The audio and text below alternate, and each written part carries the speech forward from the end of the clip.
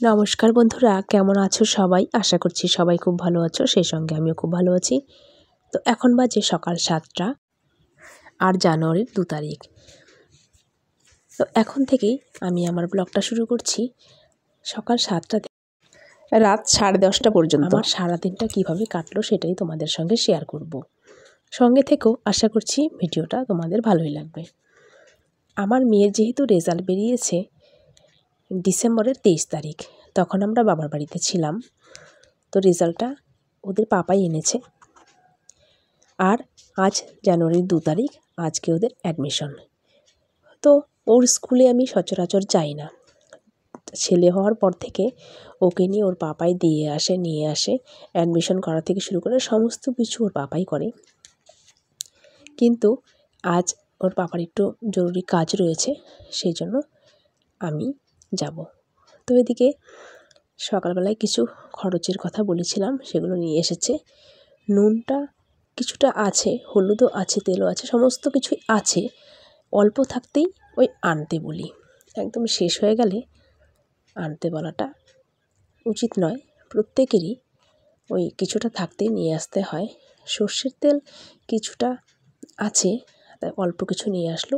সাদা তেলটা এবার ঢেলে নিই।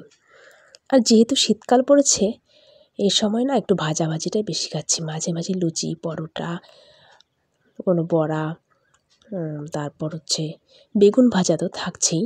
এই সমস্ত কারণে তেলটা বেশি লাগছে, সেই জন্য এই সমস্ত সাদা তেলই হচ্ছে। আর আজকে বানাবো ডালের বড়া করে, আলু দিয়ে তরকারি, মসুর ডালের বড়া।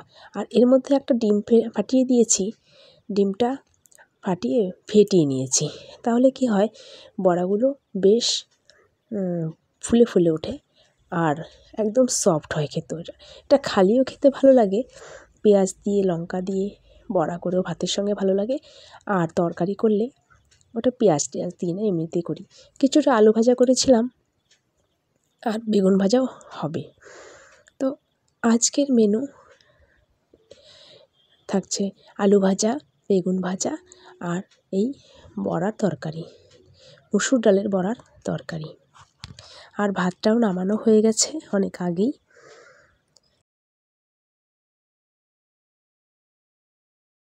আর এদিকে ছেলেকেও স্নান করিয়ে দেবো, আজকে ওকে শ্যাম্পু দিয়ে দেবো মাথায়।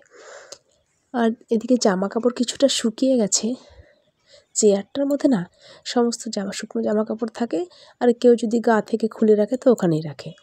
তো আজ যেহেতু 2 তারিখ জানুয়ারির মেয়ের অ্যাডমিশন, তাই স্কুলে চলে গেলাম আর ছেলেও চলে গেল। তো ভাই বোন দেখো ছুটতে ছুটতে স্কুলের দিকে চলে যাচ্ছে। তো সমস্ত গার্জিয়ানরা দাঁড়িয়ে আছে আর স্টুডেন্টরা ওই দিকটাতে লাইন করেছে, যার যার ক্লাসরুমের সামনে লাইন করেছে। মানে দেখো ছেলে এসে মাঠ থেকে পাথর কুড়োচ্ছে, এই পাথরটা ও হাতে নিয়ে রাখছে। বললাম কাউকে ঢিল মারিস না। আর এই দেখো মাঠের মধ্যে কেমন ছুটোছুটি করছে। আর যেহেতু আজকে রোদ ওঠেনি, প্রচণ্ড কুয়াশা। রোদ উঠেছিল 12টার পর, এটা 12টার আগে স্কুলে আমরা 11:15টায় পৌঁছে যাই। আর তখন থেকে স্কুলের মাঠে নেমেই, বিশাল মাঠ, তো মাঠে নেমে এইভাবে দৌড়াদৌড়ি করছে। তো এই দেখো ওকে কিছুতেই রাখা যাচ্ছে না, ও দৌড়দাড় করেই যাচ্ছে। আর এদিকে দেখো একটা ছাগল দেখতে পাচ্ছি, ছাগলটা একদম ভিন্ন রকম, এরকম ছাগল আমি আগে কখনো দেখিনি। হরিণের মতন দেখতে কিছুটা, একটা পেয়ারা গাছকে খুঁটে খুঁটে খাচ্ছে। এদিকে মেয়ে বই নিয়েও চলে এসেছে। বাড়িতেও চলে এসেছি, প্রায় 1টার মধ্যেই চলে এসেছি। আর এদিকে যে বাজারটা এনেছিল দুপুরবেলায়, সেটা এখন গুছিয়ে নিচ্ছি। দেখো সবজির বাজার দেখলে মনে হচ্ছে বাড়িতে কোনো অনুষ্ঠান রয়েছে, কিন্তু না, আমরা এতটাই সবজি খাই। আমার হাজব্যান্ড তো সবজি এত পছন্দ করে, মানে সমস্ত রকম সবজি পছন্দ করে। তো আজকে দেখি এখানে কী কী এনেছে, সমস্ত টাটকা সবজি। শীতের সবজি সত্যিই অসাধারণ টেস্টি, আর বিভিন্ন রকম করে রান্না করলে আরও টেস্টি হয়। সদ্য মনে হয় গাছ থেকে, অর্থাৎ সবজি ক্ষেত থেকে তুলে এনেছে সবজিগুলো। দেখো বেগুন, ফুলকপি, বাঁধাকপি, টমেটো, গাজর আর সিম। আজকে এই পর্যন্ত। আর শাক এনেছে লাফা শাক, এটাকে লাফা শাক বলে।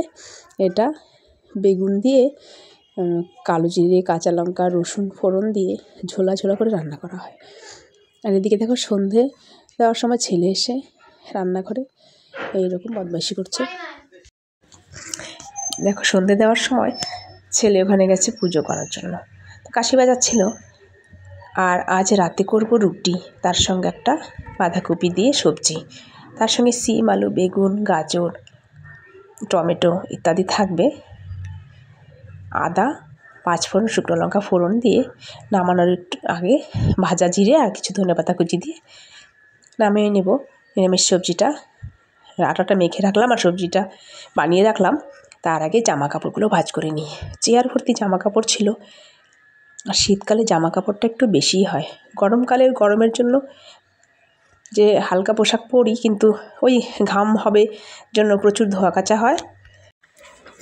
কিন্তু শীতকালেও দেখবে ওই শীতের পোশাক, বিভিন্ন ভারী ভারী পোশাক, তো সেই জন্য জামা কাপড়টা বেশি হয়, কাচাকাচিও হয়, তার সঙ্গে তো গোছানো রয়েছেই।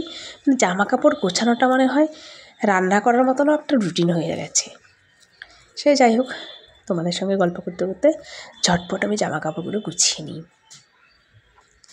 গুছোতে তারপর ওই ছেলেকে একটু মুখে মুখে ছড়া, একটু স্লেট নিয়ে লেখালেখি করাবো, আর মেয়েকেও পড়তে বসতে বলবো।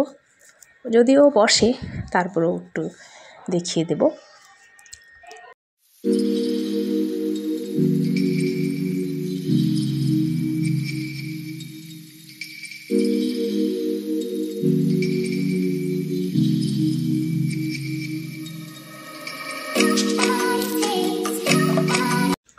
তো কমপ্লিট আমার জামা কাপড় গোছানো। এগুলো এখন প্রত্যেকটা জায়গা মতো রেখে দেব, তাহলেই আমার আজকের জামা কাপড় গোছানো কমপ্লিট। তো এদিকে চলে এসেছি রান্নাঘরে, রুটিটা ভেজে নেব আর সবজিটাও করে নিয়েছি আগেই। এবার রাতের খাওয়াটা সেরে নিলেই কাজ শেষ নয়। রান্নাঘরে প্রচুর বাসন জমেছে, সেগুলো মেজে রাখতে হবে।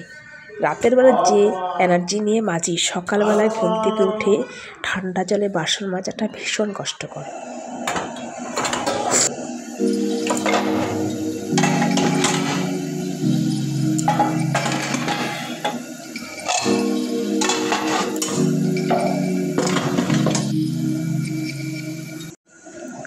সে সঙ্গে বেসিনটাকেও মেজে শুকনো কাপড় দিয়ে মুছে নিই, তাহলে অন্তত সারাটা রাত্রি তো সেও রেস্ট পাবে। আর এদিকে গ্যাস ওভেনটাও মুছে নিয়েছি। আর একটু গরম জল করে রাখি, রাতের বেলা যদি জল খেতে হয় তো ঠান্ডা জল একদমই খাওয়া যায় না। আর আমি এখন একটু ব্রাশ করবো, একটু গরম জল নিয়ে নেব। তো রাতের সবার শেষ কাজ হচ্ছে আমার ব্রাশ করা আর একটু স্কিন কেয়ার করা। এটা হয়ে গেলেই ব্যাস। তো আজ আসি এই পর্যন্তই, দেখা হবে নতুন একটি ভিডিও নিয়ে। ততক্ষণ পর্যন্ত সবাই খুব ভালো থেকো, সুস্থ থেকো।